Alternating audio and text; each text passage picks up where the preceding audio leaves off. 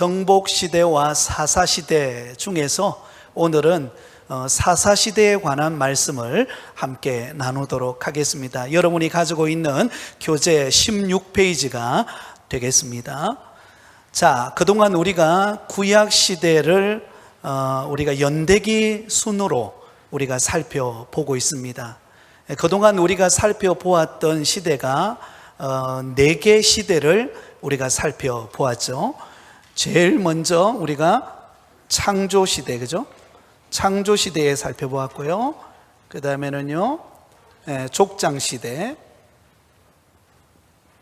족장시대에 대해서 살폈고요. 그 다음에요, 출애굽, 광야시대. 그리고 지난주에 우리가 살펴보았던 게 정복시대죠, 그죠? 정복시대.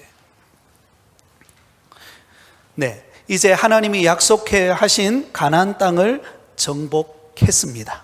그리고 각 지파별로 땅을 분배했습니다. 자, 오늘은 5번째 시간으로 사사시대. 자, 이 사사시대는 가나안 땅을 정복하고 난 이후에 왕이 없는 시대를 일컬어서 사사시대라고 말합니다. 누가 없다고요? 예, 왕이 없는 시대를 일컬어서 사사시대라고 합니다. 그래서 왕을 대신해서 사사들이 다스리던 시대입니다. 이 사사시대는 약 한 400년 동안 400년간 지속되어지는 시대가 바로 사사시대입니다. 이때는 왕이 없던 시대니까 어떤 시대라고 말할 수 있을까요?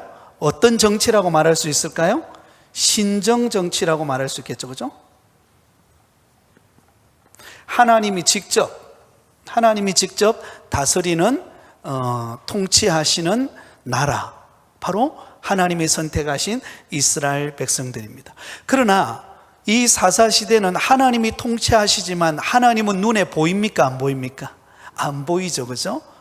그래서 하나님께서 사사들을 통하여서 400년 동안 나라를 다스리도록 그렇게 인도해 가는 시대를 말합니다.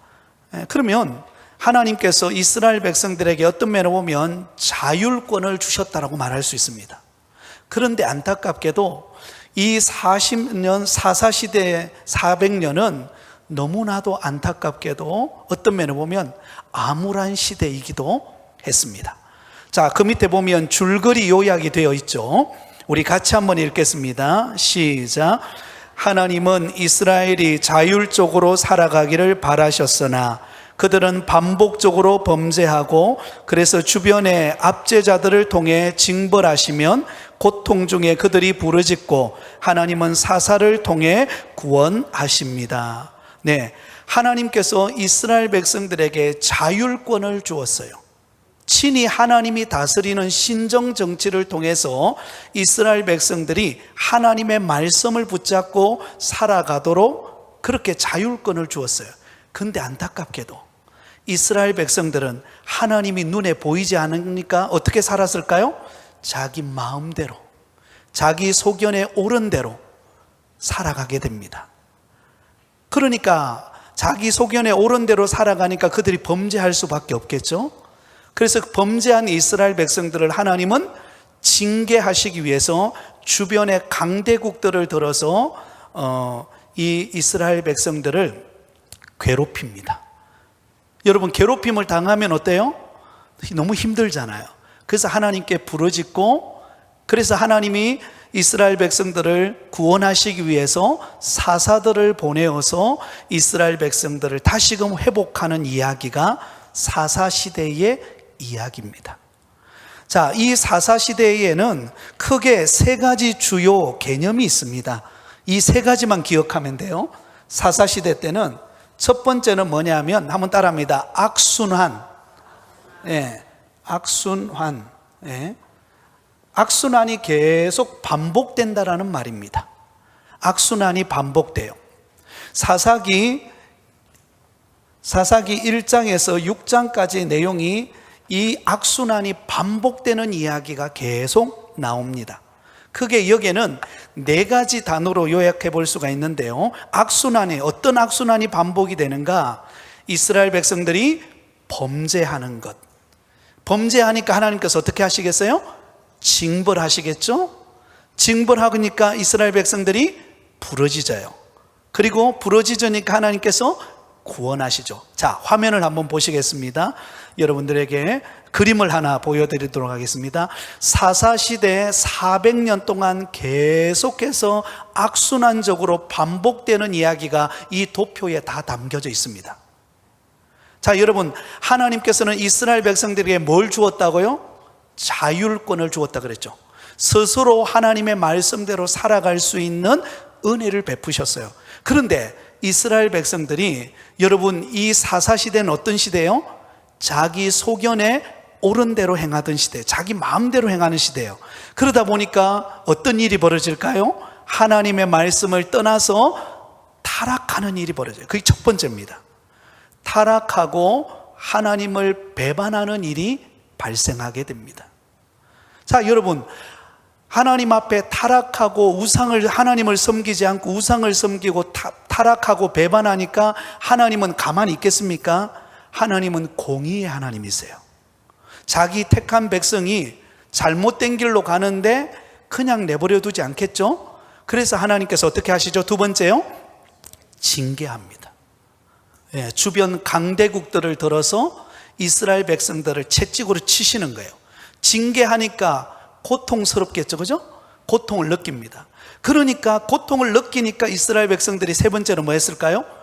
각성하고 회개합니다. 부르짖는 거예요. 하나님, 우리가 잘못했습니다. 하나님 용서해 주세요. 이렇게 하나님께 각성하고 회개를 촉구합니다. 그러면 하나님은 또 어떤 하나님이세요? 사랑의 하나님이시죠. 하나님께 나와 회개하고 부르짖는 하나님의 택한 백성들을 구원하시는 하나님이십니다. 그래서 네 번째 보니까 용서와 구원을 베푸세요. 누구를 통해서요? 사사들을 통해서 이스라엘 백성들을 구원하고 압제로부터 벗어나게 해서 평화로운 시대가 옵니다. 자, 그러면 여러분, 여기까지는 좋죠, 그죠? 그러면은 여기서 계속해서 하나님을 잘 섬겨야 되잖아요, 그죠? 근데 안타깝게도 사사시대 400년은 어떤 시대예요? 악순환이 반복되는 시대.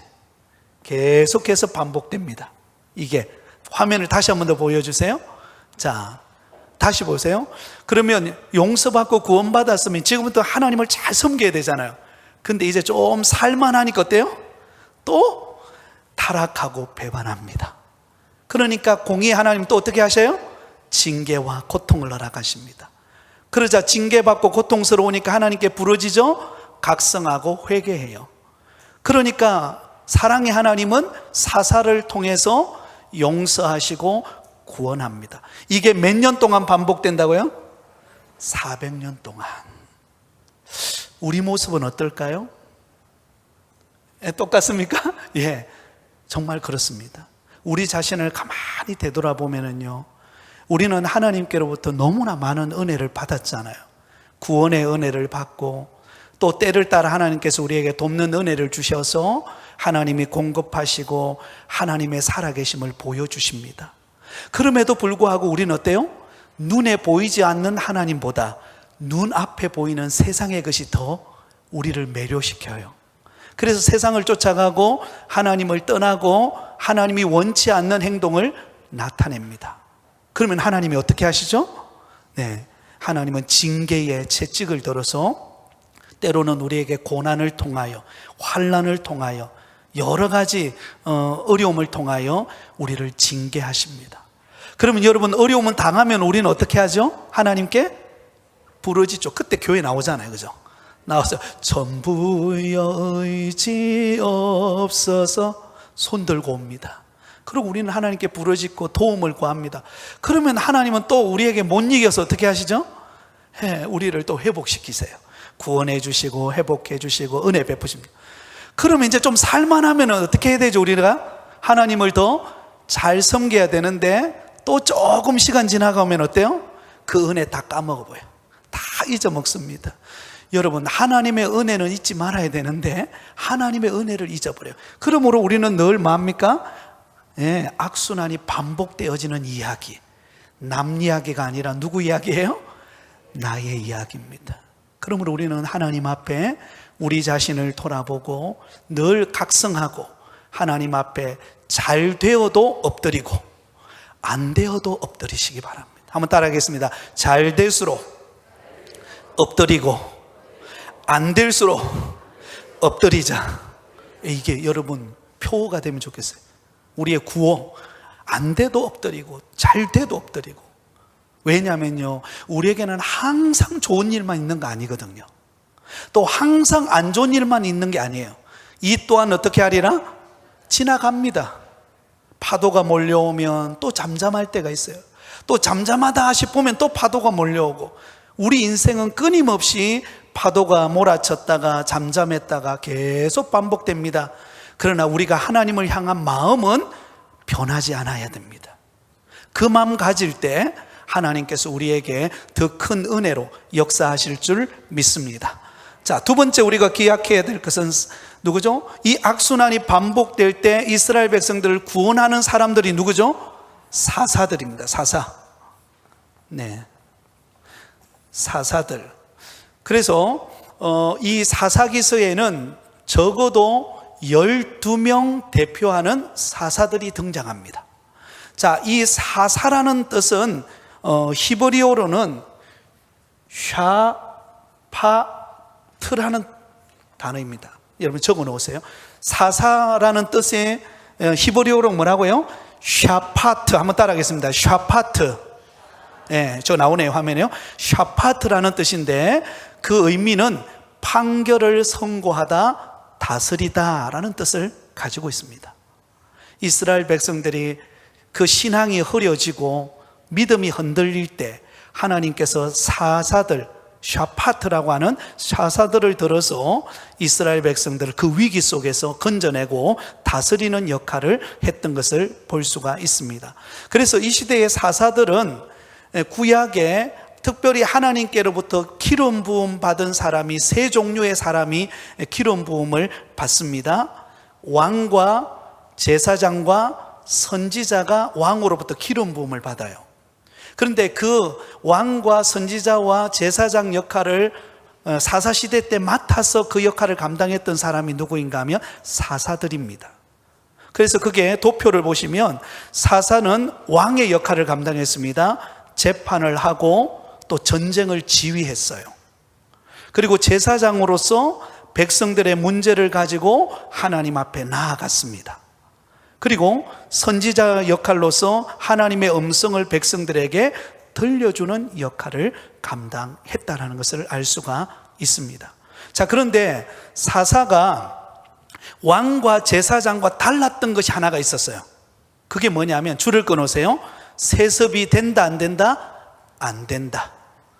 여러분, 사사들은 세습이 안 됩니다. 그 다음에 자기 자녀가 사사가 될 수가 없어요. 다른 지파 사람이 사사가 되는 거예요. 아무리 훌륭한 사사라 하더라도 사사는 자기 때에 사사일 수밖에 없습니다. 하나님께서 그를 그렇게 사용하신다라는 것입니다. 왜 그럴까요? 사사 시대의 진정한 왕은 누구기 때문에 그래요? 하나님이기 때문에, 신정정치이기 때문에 그래요. 왕정정치라면 왕이 이어가잖아요, 그죠? 다음에 우리가 왕정시대를 살펴볼 건데, 그러나 사사시대는 하나님이 직접 다스리는 신정국가이기 때문에 여러분 세습되지가 않았어요. 그래서 하나님이 세우는 사람이 사사가 되는 것입니다. 자, 그러면 여러분들에게 나눠드렸던 도표가 있나요? 받으셨나요? 네, 한번 펼쳐보시기 바랍니다. 거기에 보면 이스라엘 이 사사시대를 대표하는 12명의 사사가 등장합니다. 12명의 사사. 자, 여러분 도표를 보시면서 보겠습니다. 첫 번째 사사가 누구인가 하면 온니엘이에요. 이 온니엘이라고 하는 사사는 유다 지파 출신의 사사입니다. 이 온니엘은 누구의 조카일까요? 믿음의 사람? 이 산지를 내게 주소서 했던 사람이 누구죠? 갈렙이죠. 갈렙의 조카입니다. 그리고 이 온니엘은 이스라엘의 첫 번째 사사가 됩니다. 여러분 이스라엘이 타락했을 때 메소포타미아 구산 리사다임이라고 하는 사람이 이스라엘을 점령해 가지고 몇 년 동안 통치하는가 하면 8년을 통치합니다. 그러니까 8년 동안 이스라엘 백성들을 막 괴롭히는 거예요. 그래서 8년 동안 괴롭힘을 당하니까 그 다음에 이스라엘 백성들이 뭐 했을까요? 부르짖어 하나님을 찾았겠죠. 기도했습니다. 그래서 하나님이 이스라엘 백성들을 구원하시기 위해서 첫 번째 사사인 온니엘을 보냅니다. 그래서 온니엘이 이 메소포타미아 구산 리사다임과 싸워서 승리를 해가지고 몇 년 동안 평안이 오죠? 40년 동안 평안이 오는 이야기가 첫 번째 사사 이야기입니다. 그 다음에 두 번째 사사는 누구죠? 에훗. 이 에훗은 어디 출신 지파입니까? 베냐민 지파 출신입니다. 이 에훗의 특징은 줄을 끊으세요. 왼손잡이였습니다. 왼손잡이. 왜 왼손잡이였을까요? 오른손이 장애를 가졌기 때문에 그래요. 여러분, 이 에훗은 오른손을 사용할 수 없는 장애를 가졌습니다. 그런데 하나 있는 그 연약한 왼손을 가지고 그 당시 모압 왕 에글론을 칼로 찔러서 죽입니다. 죽여요. 그러니까 여기서 우리가 하나 발견할 수 있는 것은 하나님은 우리가 연약하지만 우리에게 약점이 있고 가정에 아픔이 있고 어려움이 있지만 그러나 하나님을 신뢰하면 하나님은 그 사람을 들어 쓰신다는 거예요. 아멘. 이거 믿으시기 바랍니다. 바로 이야기가 이 에훗을 통해서 알 수가 있습니다. 세 번째 사사는 누구죠? 삼갈입니다. 자, 삼갈 다음에 보면 출신 지파에 뭐가 있죠? 물음표가 있죠. 그런데 그 밑에 적어 놓으시기 바랍니다. 납달리 지파로 추정됩니다. 정확하게 알 수는 없지만 그러나 삼갈은 학자들에 따르면 납달리 지파에 속한 사사로 추정합니다. 자, 이 삼갈 사사 시대 때 블레셋이 쳐들어옵니다. 그런데 어떻게 이기는가? 소모는 막대기로 블레셋을 물리칩니다. 몇 명을 물리치느냐? 가로 열고 적어 놓으세요. 600명을 물리칩니다. 소모는 막대기 하나 들고 몇 명을 죽였어요? 600명을 죽였어요. 여러분들은 막대기 하나 주면 몇 명을 막대기, 그죠? 막대기 하나로. 여러분, 이건 뭘 상징합니까? 막대기는 사실 아무것도 아니죠. 그러나 하나님의 능력을 의지하고 나가면 하나님이 승리를 주신다는 것을 보여주는 거예요. 아멘? 여러분, 우리가 가진 것은 너무나 부족합니다. 그러나 하나님 능력 의지하고 나가면 막대기와 같은 날을 들어서 하나님의 위대한 역사를 이루실 줄 믿습니다. 자, 그 다음에 네 번째, 드보라입니다. 드보라는 어디 출신입니까? 에브라임 지파 출신입니다. 그런데 이 드보라의 특징은 한번 따라합니다. 여사사. 줄을 꺼놓으세요. 여성 사사예요. 여자 사사예요. 대단하죠? 여러분, 이 시대에 여자 사사로서의 영향력을 나타내었다는 것입니다. 그 당시 가나안 왕 야빈이 쳐들어와 가지고 이스라엘 백성들이 20년 동안 고통을 당합니다. 그런데 그 20년 동안 고통당할 때 누가 그걸 주도했는가 하면 그 가나안 왕 야빈의 군대 장관인 시스라가 주도해요. 시스라가 다 합니다. 그때 여러분, 바로 이 드보라가 그 군대 장관인 시스라를 물리치는 역할을 합니다. 여러분, 우리가 여성은 위대합니다. 여러분, 어머니는 위대하다 그러잖아요, 그죠? 우리 여성의 기도와 우리 어머니들의 헌신이 여러분 교회를 살리고 하나님의 역사를 이루는 위대한 그런 역할을 감당하는 줄 믿습니다. 그래서 우리는 꼭 그것을 기억하면 좋겠습니다. 자, 다섯 번째 사사는 기드온입니다. 이 기드온은 어디 지파 출신이죠? 므낫세 지파입니다. 그때 누가 쳐들어옵니까? 미디안이 쳐들어옵니다. 7년 동안 이스라엘 민족을 괴롭힙니다. 7년 동안. 얼마나 괴로웠겠습니까? 그래서 기드온이 여러분 이 미디안 군사를 무너뜨리는데 그 당시 미디안이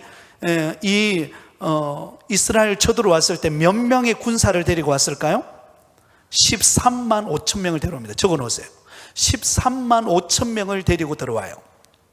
그때 기드온이 그 미디안 군사 13만 5천 명과 싸우기 위해서 이스라엘 백성들에게 군사를 모집했는데 첫 번째 모집했을 때 몇 명이 왔을까요?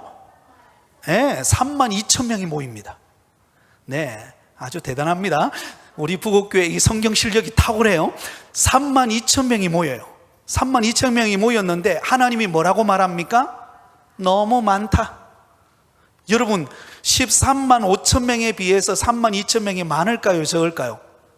적은 거죠. 계산기 두드려 보면 당연히 적죠. 근데 하나님은 많다는 거예요. 왜 그럴까요? 하나님의 능력을 나타낼 수 없다는 것입니다.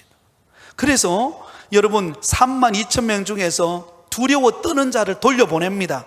돌려보니까 몇 명이 돌아갔을까요? 2만 2천 명이 돌아갑니다. 3만 2천 명 중에서 몇 명이 돌아갔다고요? 2만 2천 명이 돌아가요. 그럼 나머지는 10,000명이 딱 남습니다. 그러면 10,000명과도 싸워도 이게 뭐 될까 말까죠, 그죠? 하나님이 또 뭐라고 말하죠?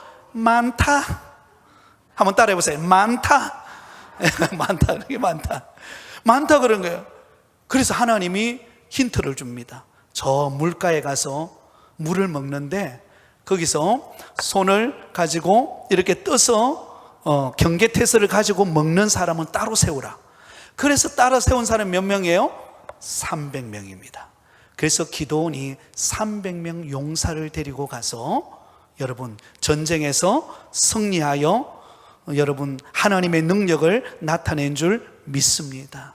예, 여러분 그러므로 우리가 하나님의 능력을 의지하고 나가면 우리가 가진 것, 우리의 형편, 여러 가지 어려움이 있을 겁니다. 그러나 하나님 의지하고 가면 하나님께서 승리를 주시고 우리 가운데 기쁨을 허락하실 줄 믿습니다. 자, 6번째 사사는 돌랍니다. 이사갈 지파인데요, 23년간 평화를 가져옵니다. 그 다음에 7번째 야일, 그리고 중요한 8번째 입다. 이 입다라는 인물도 굉장히 중요한 인물인데요, 입다는 갓 지파 출신의 사람입니다. 그 당시에 암몬 사람들이 쳐들어와서 18년 동안 괴롭혀요. 18년 동안. 그런데 이 입다는 누구의 아들이라고 기록되어 있습니까? 기생의 아들. 기생의 아들.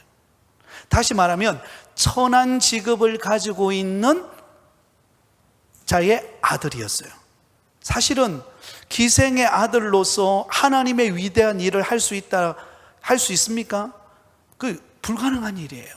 그런데 하나님은 그런 어떤 면은 배경적으로 볼 때에 너무나 초라하고 부끄러운 그런 환경에 자란 입다지만 하나님은 그를 들어서 하나님의 역사를 이루는 위대한 역사를 감당합니다. 여러분, 우리가 배경이 안 좋다고, 환경이 안 좋다고 주저앉을 것이 아니라 하나님 의지하고 믿음으로 나가면 하나님이 우리를 도우실 줄 믿습니다. 자, 그 다음에 9번째는 입산, 그 다음에 10번째는요 엘론, 그리고 11번째는요 압돈, 마지막 12번째 삼손. 여러분, 우리 삼손에 관한 이야기는 우리가 너무나 잘 알고 있습니다. 삼손은 어디 지파 출신입니까? 단 지파 출신입니다. 그때 블레셋이 쳐들어오는데요, 40년 동안 이스라엘 백성들을 괴롭혀, 가장 많이 괴롭힌 나라가 누구입니까? 블레셋이에요. 블레셋. 그런데 하나님은 이 삼손을 나시린으로 구별했습니다. 술을 먹지 말고, 그죠? 성결한 생활을 하라고 이 삼손을 구별된 사사로 불렀습니다. 나시린으로 불렀어요. 그런데 삼손이 나시린으로서의 삶을 살지 않고 어때요? 예, 타락합니다. 누구를 좋아했을까요? 들릴라. 예, 그죠? 들릴라를 좋아해서 그 들릴라의 게임에 빠져 넘어갑니다. 힘의 원천이, 여러분, 이 삼손은 어디로부터 나왔습니까? 머리로부터 나왔죠. 머리로부터. 그런데 이 들릴라가 그 힘의 원천이 어디로부터 나오는지를 알아내기 위해서 온갖 유혹을 하죠. 그러면 마지막에 머리로부터 나온다는 것을 알게 되었습니다. 결국은 머리가 잘리워지고 여러분 비참한 마지막 결말을 맺죠. 그러나 다행히 마지막 죽으면서 어때요? 수많은 블레셋 사람들, 기둥을 무너뜨려 가지고 수많은 사람들의 블레셋을 죽이는 그런 결과를 가져왔다라는 것을 우리가 알 수가 있습니다. 여러분, 우리가 직분을 받았을 때 우리가 구별된 자로서 우리가 성결된 삶을 살아가는 그런 믿음의 성도들이 되실 수 있기를 바랍니다. 자, 이 뒷페이지를 한번 넘겨보세요. 거기에 보시면 이스라엘의 지도가 나오죠. 조금 전에 말했던 이 12명의 사사들이 어느 지파에 속해 있는가가 기록이 되어 있습니다. 네, 화면을 통해서 보면 하나 더 넘겨주세요. 예, 좀 더 자세히 나오죠. 저게 12명의 사사들이 어디 지파에 속해 있고 어디 위치에 속해 있는가를 자세하게 소개해 주고 있습니다. 자, 이제 마지막 세 번째입니다. 마지막 세 번째인데요, 그럼에도 불구하고 이 사사시대는 어떤 시대였는가 하면 바로 죄악된 삶을 살았습니다. 죄인의 실상을 보여줘요. 이 사사시대 동안 하나님이 눈에 보이지 않으니까 어때요? 죄인의 실상, 타락의 실상을 보여줍니다. 크게 두 가지를 보여주는데요, 하나는 영적인 타락이에요. 영적인 타락이고, 영적인 타락이 오면 그 다음에 따라오는 게 뭘까요? 도덕적인 타락입니다. 도덕적 타락이에요. 이 두 가지 모습을 보여줍니다. 자, 이 두 가지 모습이 사사기 17장에서 21장까지는 영적인 타락과 도덕적인 타락에 대한 예를 듭니다. 실제로 일어났던 이야기를 소개합니다. 제가 이 이야기를 하고 이제 마치려고 하는데, 저를 이제 보세요. 자, 먼저 영적인 타락에 관한 이야기가 어디에 나오는가 하면 사사기 17장과 18장에 나와요. 17장과 18장. 자, 그 중간에 보면 이렇게 적혀 있죠, 그죠? 하나는 영적인 타락의 이야기입니다 하고 나오죠, 그죠? 그게 주요 인물이 누구죠? 미가라는 사람이 나옵니다. 미가. 이 미가는 에브라임 산지에 속하는 사람입니다. 이 미가라는 사람이 있었는데, 저를 보세요. 이 미가에게는 어머니가 있었는데 그 어머니에게 은 1,100이 있었습니다. 은만 1,100을 가지고 있었어요. 그런데 그 돈을 여러분 누가 가져갔냐면 미가가 가져갑니다. 모르게. 근데 나중에 알게 돼요. 알게 되었을 때 그 어머니에게 돌려주었을 때 그 어머니가 그 돈을 가지고 은 1,100을 가지고 무엇을 하는가 하면 신상을 만들어요. 신상을 만들어 가지고 그 신상을 미가의 집, 자기 아들인 미가의 집에 둡니다. 그러니까 개인 신상을 만든 거예요. 개인 신상을 만들어서 미가의 집에 두고는 그 미가의 집의 한 개인을 위해서 그곳에 성소가 존재하게 합니다. 그리고는 에봇과 그리고 드라빔을 만들어서 한 아들을 삼아서 제사장 한 사람을 데려와 가지고는 그 집에 개인 제사장을 삼습니다. 그럼 거기서 제사를 드려요. 자, 여러분 보세요. 이스라엘 백성들은 믿음의 공동체입니다. 그러므로 하나님을 섬길 때는 하나님이 지명하신 곳에서 모여서 하나님을 예배해야 되잖아요. 그런데 미가의 가정은 그렇게 하지 않았다는 거죠. 누구의 집에? 자기 개인의 집에. 누구를 위하여? 자기를 위하여 한 제사장을 데려와 가지고는 자기를 위해서 거기다 신상을 만들어 놓고 거기서 제단에서 제사를 드리고 우상을 섬기는 영적인 타락하는 현상이 벌어졌단 말이죠. 그런데 더 웃기는 것은요, 사사기 18장으로 딱 넘어가면 단 지파가 아모리 족속을 정복하지 못하고 그것에 쫓겨나게 되는데, 자기들이 유업을 얻지 못하니까 빙빙 돌다가 결국 어디로 가는가 하면 그 미가의 집을 찾아갑니다. 이 미가의 집에 찾아가서 그 개인 성소를 지키는 아까 레위인 소년이 있었죠, 그죠? 거기에서 제사를 드리는 제사장, 그 사람을 납치해 가지고 와가지고는 단 지파만의 독립된 성소를 만들어서 그곳에 제사를 드려요. 이게 있을 수 있는 일입니까? 있을 수 없는 일. 여러분, 사사시대의 특징이 뭐라 그랬죠? 자기 소견에 옳은 대로 행하였다. 내 마음대로 예배하고 내 마음대로 우상을 만들고 나만을 위해서, 우리 지파만을 위해서, 우리 가정만을 위해서 그렇게 제사하고 자기들은 하나님을 섬긴다고 말하는 거예요. 그러나 있을 수 없는 일입니다. 여러분, 신앙의 공동체는요, 공동체 속에서 이루어져야 합니다. 그래서 여러분, 나홀로 신앙이 굉장히 무서운 이유가 여기에 있어요. 신앙은 나홀로 이루어질 수 없습니다. 공동체 속에서, 교회라고 하는 곳은 공적인 모임이죠. 교회는 공동체입니다. 한번 따라하겠습니다. 교회는 공동체입니다. 그렇기 때문에 교회 공동체는 질서가 있어요. 그렇기 때문에 교회 안에는요, 영적인 그런 질서가 있단 말이죠. 그걸 다 무시하고, 아이고, 우리 가정만, 우리 지파만 잘 섬기면 된다. 있을 수 없다는 거죠. 왜? 영적인 타락하는 현상이 벌어지기 때문에. 그러므로 여러분, 교회는 우리가 모여서 예배하기를 힘써야 합니다. 그리고 서로를 돌아보면서 함께 하나님을 예배하고, 함께 교제하고, 함께 은혜를 나누는 공동체가 교회여야 합니다. 그래야만이 여러분, 개인적인 그런 영적인 타락이 일어나지 않아요. 공동체 안에서 질서를 따라 움직일 때, 그때 우리가 큰 믿음의 사람이 되어질 줄 믿습니다. 자, 그 다음에 한 가지 더 이야기한다면 도덕적인 타락 이야기가 나와요. 그 밑에 보면 또 나오죠. 또 하나는 도덕적 타락의 이야기입니다. 그러면서 레위인의 첩 이야기가 나오죠. 그죠? 자, 이 이야기는 저를 보세요. 이 이야기입니다. 한 레위인이 있었습니다. 이 레위인에게는 첩이 있었는데요, 근데 그 첩이 바람이 났어요. 참, 이런 이야기 하려면 그런데요, 첩이 바람이 나가지고 친정으로 가버렸네요. 그래서 이 레위인이 친정에 가가지고 그 첩을 데려옵니다. 데려오다가 어디로 가냐면 바로 베냐민 지파에 속하는 기브온이라고 하는 곳에 잠시 거주를 하게 됩니다. 근데 그때 그 베냐민 지파에 속해 있는 불량배들이 이 레위인과 첩이 있는 곳으로 찾아옵니다. 찾아와가지고는 레위인에게 너 나와라, 우리와 상관하자. 이게 뭡니까? 동성연애예요. 우리 같이 동성연애하자. 그러니까 레위인이 그럴 수 없다, 차라리 나 대신 누구? 내 아내 첩을 보냅니다. 이게 있을 수 있는 일입니까? 없는 일이죠. 그죠? 첩을 보내요. 그랬더니 이 불량자들이 그 첩을 밤새 농간합니다. 농간하고 난 다음에 그 다음날 어때요? 농간당하고 난 다음에 처참하게 죽어요. 비참하게 죽습니다.